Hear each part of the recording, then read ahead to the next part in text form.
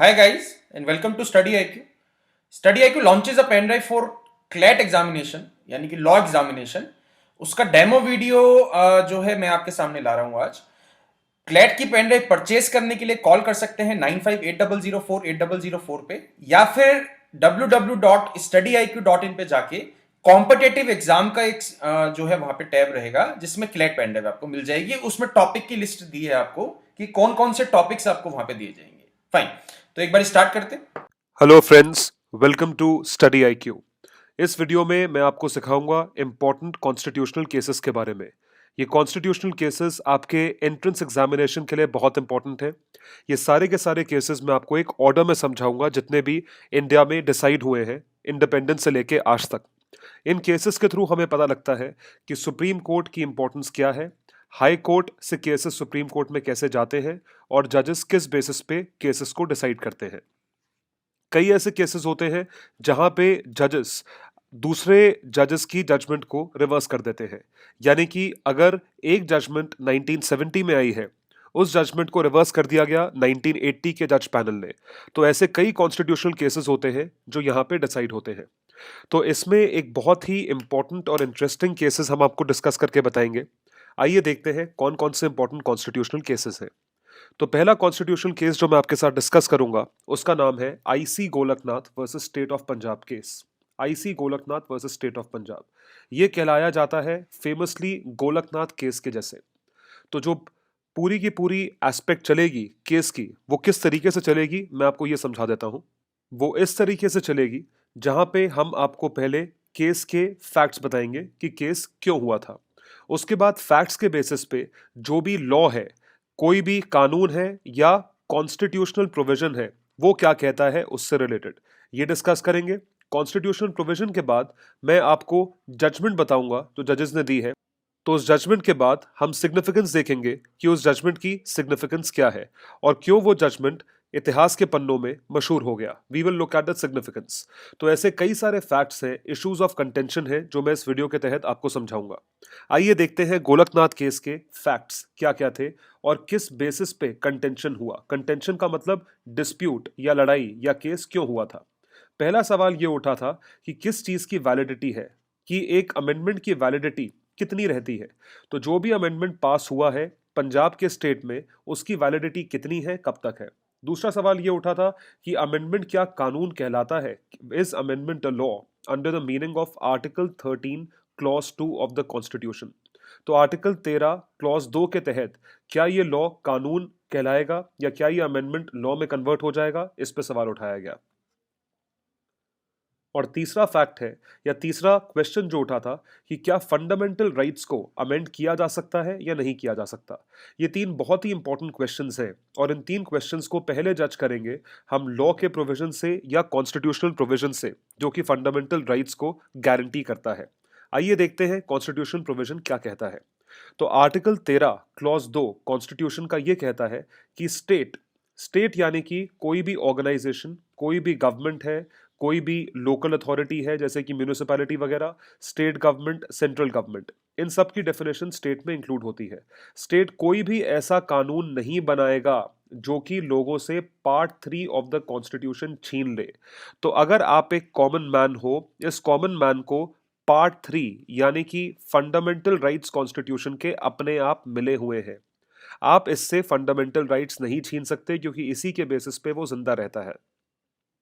तो स्टेट ऐसा कोई भी लॉ नहीं बनाएगा या वो कोई भी लॉ लीगल या वैलिड नहीं कहलाएगा जो कि फंडामेंटल राइट्स को इन्फ्रिंज करता हो या उस चीज के ऊपर चला जाता हो। तो ये चीज आर्टिकल 13 क्लॉज 2 में लिखी गई है। और आर्टिकल 368 जो कि बात करता है अमेंडमेंट ऑफ कॉन्स्टिट्यूशन के ऊपर, ये बात करता है कि पार्लियामेंट के पास पावर है कि वो कुछ भी ऐड कर सकते हैं, वेरी यानी कि अमेंड चेंज कर सकते हैं या रिपील कर सकते हैं, हटा सकते हैं कॉन्स्टिट्यूशन के प्रोविजन को by way of constitutional amendment. Amendment करके कॉन्स्टिट्यूशन से वो या तो ऐड करेंगे या डिलीट करेंगे या चेंज करेंगे, जो भी वहां पे लॉज लेड डाउन है procedure of constitution amendment follow करके। तो ये दो प्रोविजंस मेंशन्ड है। एक प्रोविजन है आर्टिकल 13 क्लॉज 2 का, दूसरा प्रोविजन है आर्टिकल 368 का। इन दोनों आर्टिकल्स या कॉन्स्टिट्यूशन प्रोविजंस के तहत ये डिसाइड किया जाएगा कि जो गोलकनाथ केस में सवाल उठाए गए उन सवालों की क्या लेजिटिमेसी है और कानूनी तौर पे क्या वो वैलिड है या नहीं है। आइए देखते हैं जजमेंट में क्या होल्ड करा था। तो जजमेंट ने सुप्रीम कोर्ट के डिसीजन को रिवर्स करा था। सुप्रीम कोर्ट ने पहले ये डिसीजन दिया था, कभी पहले सुप्रीम कोर्ट ने ये डिसीजन दिया होगा जो कि पार्लियामेंट की अमेंडमेंट पावर को अप होल्ड करते थे। तो सुप्रीम कोर्ट ने डिसीजन दिया कि अगर पार्लियामेंट ने कोई भी चीज अप होल्ड करी है, अप होल्ड का मतलब है फंडामेंटल राइट्स को अमेंड करना, अप होल्ड करा है पार्लियामेंट ने, तो इस चीज को इस पर्टिकुलर गोलकनाथ जजमेंट ने रिवर्स कर दिया था, यानी कि ये पूरी की पूरी जजमेंट नलिफाई हो गई थी। तो part 3 of the constitution related to fundamental rights, ये आप लोगों से, सिटीजन से नहीं छीन सकते। It cannot be snatched from the citizens. तो आर्टिकल 368 क्या कहता है, देखिए, fundamental rights cannot be taken away, ये नहीं लिए जा सकते, अमेंडिंग प्रोसीजर से भी नहीं लिए जा सकते, जो कि आर्टिकल 368 कॉन्स्टिट्यूशन का बोलता है। तो सुप्रीम कोर्ट ने अग्री नहीं करा कि आर्टिकल 368 के तहत आप कॉन्स्टिट्यूशन का हर एक प्रोविजन अमेंड कर सकते हो उसके पावर और प्रोसीजर के तहत, बट इंस्टेड सुप्रीम कोर्ट ने यह बिलीव करा कि आर्टिकल 368 सिर्फ और सिर्फ प्रोसीजर समझाता है अमेंड करने का, ना कि अमेंड करने का हक देता है आपको। तो अगर अमेंड करना है, उसका प्रोसीजर अगर फॉलो होता है कॉन्स्टिट्यूशन को अमेंड करने का, वो आर्टिकल 368 के तहत ही फॉर्म होता है। तो जैसा कि आप समझ सकते हैं कि पहले सुप्रीम कोर्ट ने डिसीजन दिया था कि आप सारे पार्ट्स कॉन्स्टिट्यूशन के अमेंड कर सकते हो, including part 3 of the constitution. इस चीज को गोलकनाथ केस के जजमेंट ने रिवर्स करा, जहां पे उन्होंने 368 को इंटरप्रेट करा कि वो सिर्फ और सिर्फ प्रोसीजर बताता है, ना कि वो पावर देता है अमेंड करने की, तो हक नहीं देता है, एक रास्ता समझाता है।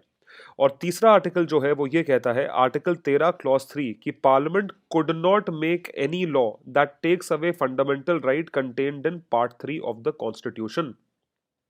तो पार्लियामेंट कानूनी तौर पे ऐसा कोई भी लॉ नहीं बनाएगा जो लोगों से उनका फंडामेंटल राइट छीन ले। तो अगर कॉन्स्टिट्यूशनल अमेंडमेंट भी होता है तब भी आप लोगों से उनका फंडामेंटल राइट नहीं छीन सकते। Therefore, all constitutional amendments as far were in contrary to fundamental rights, they were said to be invalid. तो जब ये जजमेंट आया तब उस जजमेंट के तहत उसके पहले वाले सालों में अगर कोई भी ऐसा कॉन्स्टिट्यूशनल अमेंडमेंट पास हुआ होगा जिसकी वजह से सिटीजन्स का फंडामेंटल राइट डिस्टर्ब हुआ होगा, उस चीज को इनवैलिड कह दिया जाएगा। बहुत ही इंपॉर्टेंट जजमेंट है। तो ये जजमेंट इतिहास के पन्नों में मशहूर हो गई थी। इसकी सिग्निफिकेंस क्या है, what is the significance of this judgment, let's understand. Beginning with its ruling in Golaknath, the court developed doctrine or theory around what was known as the basic structure doctrine. तो basic structure का मतलब यह है कि कोई constitution के कुछ foundation होते हैं। There are certain foundations of the constitution. Foundation का मतलब होता है कि जिन चीजों पे कॉन्स्टिट्यूशन टिका हुआ है, इस फाउंडेशन को बेसिक स्ट्रक्चर का नाम दिया गया है। This has been called as the basic structure of the constitution. तो अगर कॉन्स्टिट्यूशन के बेसिक स्ट्रक्चर यानी कि फाउंडेशन में किसी चीज को रखा गया है तो उस चीज को अमेंड नहीं किया जा सकता। It cannot be amended. Make sure आप इस चीज को ध्यान रखें। तो according to this the court was in charge of preventing the erosion of those enduring lives that is the soul of the constitution. तो बेसिक स्ट्रक्चर को उसका सोल कहा गया है, जिसके तहत गोलकनाथ ने डिसाइड करा कि आप इस चीज को अमेंड नहीं कर सकते। तो supreme court in landmark case of Kesavananda Bharati versus State of Kerala held that the parliament under the Indian constitution is not supreme. Parliament supreme नहीं है क्योंकि पार्लियामेंट के ऊपर भी सुप्रीम कोर्ट ने रेगुलेशंस लगा रखे हैं, और पार्लियामेंट जो बनाया जाता है वो कॉन्स्टिट्यूशन के तहत ही बनाया जाता है। तो पार्लियामेंट कॉन्स्टिट्यूशन को ओवररूल नहीं कर सकता। It cannot change the basic structure of the constitution, so it overruled the Golaknath judgment. ये चीज केशवानंद भारती केस में डिसाइड हुई थी।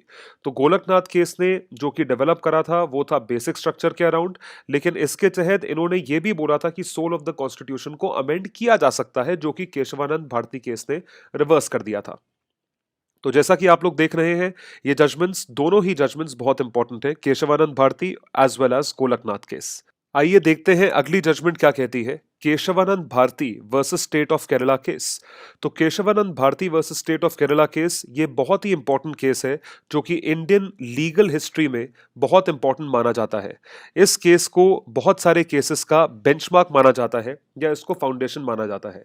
तो आइए देखते हैं इसके फैक्ट्स या यहाँ पे डिस्प्यूट किन चीज़ों से रिलेटेड था। तो एक पिटिशन फाइल करी थी पिटिशनर भारती ने 21 मार्च 1970 जो कि आर्टिकल 32 को क्वेश्चन करते हुए करी गई थी। तो article 32 of the constitution for enforcement of his fundamental rights, अपने फंडामेंटल राइट्स के एनफोर्समेंट के लिए इन्होंने पिटिशन फाइल करी।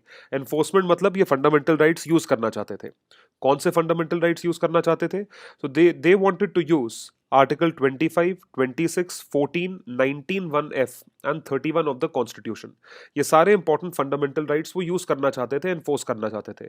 तो इसमें से अगर मैं आपको एक एग्जांपल देकर बताऊं, आर्टिकल 19(1) बात करता है right to freedom of speech के बारे में। उसी तरह आर्टिकल 14 बात करता है राइट टू इक्वालिटी के बारे में। तो उन्होंने ये प्रे करा for the provisions of Kerala land reforms, जो लैंड रिफॉर्म्स का एक्ट पास हुआ था केरला के तहत सन 1963 में, as amended by Kerala land reforms amendment act in the year 1969, to be declared unconstitutional, ultra virus and void. It's extremely important that this has to be declared as unconstitutional, ultra virus and void on the ground of its provisions violating the fundamental rights. तो अगर कोई कानून बनाया जाता है जैसे कि Kerala land reforms बनाया गया और इस कानून के तहत ये पता चलता है कि कुछ कॉन्स्टिट्यूशनल प्रोविजंस डिस्टर्ब हो रहे हैं या कुछ कॉन्स्टिट्यूशनल प्रोविजंस सरपास हो रहे हैं, तो ऐसे रिफॉर्म को या ऐसे लॉ को जो कि एक लॉ कॉन्स्टिट्यूशन के अगेंस्ट जाता है या कॉन्स्टिट्यूशन को सरपास करता है, उस चीज को हम लोग अल्ट्रा वायरस या वॉइड, अनकॉन्स्टिट्यूशनल मानते हैं। तो ये इशू था, ये डिस्प्यूट था। अब इस डिस्प्यूट से रिलेटेड जजमेंट क्या आया, क्योंकि कॉन्स्टिट्यूशनल प्रोविजंस हम पिछले केस में समझ चुके हैं, आर्टिकल 13 क्लॉज 2 और आर्टिकल 368, ये दोनों मैंने आपको समझाए हैं। इन दोनों का ही कंटिन्यूएशन जजमेंट में आता है। Court settled in favour of the view that parliament has the power to amend the fundamental rights also. ये कोर्ट ने बोला। Court ruled that the expression amendment of this constitution in article 368 में ये कहा जाता है दैट वहां पे कुछ भी ऐड हो सकता है, चेंज हो सकता है, मॉडिफाई हो सकता है, कुछ भी कॉन्स्टिट्यूशन प्रोविजंस में कहा जाए तो, within the broad framework of the constitution to carry out objectives in the preamble and DPSP. तो आर्टिकल 368 के तहत आप कुछ भी, जैसा कि मैंने आपको पहला भी बताया था, ऐड कर सकते हो, चेंज कर सकते हो या उसे रिपील कर सकते हो, डिलीट कर सकते हो। This is as per 368। So it would be that while fundamental rights cannot be removed or completely changed, fundamental rights को आप बिल्कुल नहीं हटा सकते, एकदम नहीं हटा सकते, रीजन बीइंग कि यही लोगों को मिला हुआ है, कॉन्स्टिट्यूशन ने ग्रांट करा है, ना ही आप इसे पूरी तरीके से बदल सकते हो। But reasonable changes of fundamental rights could be made in the public interest. Reasonable changes हो सकते हैं पब्लिक इंटरेस्ट के अंदर देखते हुए। तो यहां पे होल्ड करा था, प्रियम्बल को ट्रू करा था। तो held that preamble to the constitution contains the clue to fundamentals of the constitution. The word amendment, जो अमेंडमेंट वर्ड यूज करा जाता है आर्टिकल 368 में, उसको इस तरीके से इंटरप्रेट करा जाए जहां पे basic structure of the constitution यानी basic ideas of preamble and constitution को प्रिजर्व किया जाएगा। Very very important, basic ideas को प्रिजर्व किया जाएगा। ये बहुत ही इंपॉर्टेंट जजमेंट है, जैसा कि आप देख रहे हैं कि इस बेसिक स्ट्रक्चर डॉक्ट्रिन को यहां पे अपहोल्ड किया गया था और 368 का सही मतलब निकाला गया था कि आप अमेंड कर सकते हो, चेंज कर सकते हो अगर वो पब्लिक इंटरेस्ट में है, लेकिन आप बेसिक स्ट्रक्चर को प्रिजर्व करोगे। तो पार्लियामेंट को परमिशन थी, parliament was allowed to exercise its amending power to make changes in order to meet the requirement of changing conditions, but it was not permissible to touch the basic institutional pattern। जैसा कि मैंने आपको पहले बताया, basic idea of preamble और constitution को touch नहीं करना था। So it could not have effect of empowering the parliament to destroy basic structure और framework of the constitution।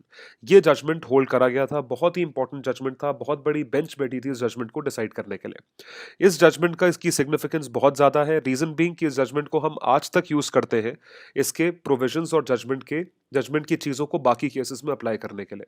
तो basic structure doctrine given by his judgment forms the basis of power of Indian judiciary to review and strike down amendments to the constitution. तो जैसा कि आप लोग जानते हैं, article 368 368 के तहत अगर कोई अमेंडमेंट होता है, उस अमेंडमेंट को रिव्यू करना, उस अमेंडमेंट को अगर जरूरत पड़े तो स्ट्राइक डाउन करना, ये पावर बेसिक स्ट्रक्चर से केशवानंद भारती केस के तहत ही इंडियन पार्लियामेंट को मिलती है। तो कोई भी कॉन्स्टिट्यूशन ऑफ इंडिया के तहत या उसके अगेंस्ट कोई एक्ट बनाया हो इंडियन पार्लियामेंट में जो कि कॉन्फ्लिक्ट में आता हो बेसिक स्ट्रक्चर के, उस चीज को रिपील करा जा सकता है, स्ट्राइक डाउन करा जा सकता है। तो 42वीं amendment 42nd amendment enacted in 1976 is considered to be the immediate and most direct fallout of the judgment।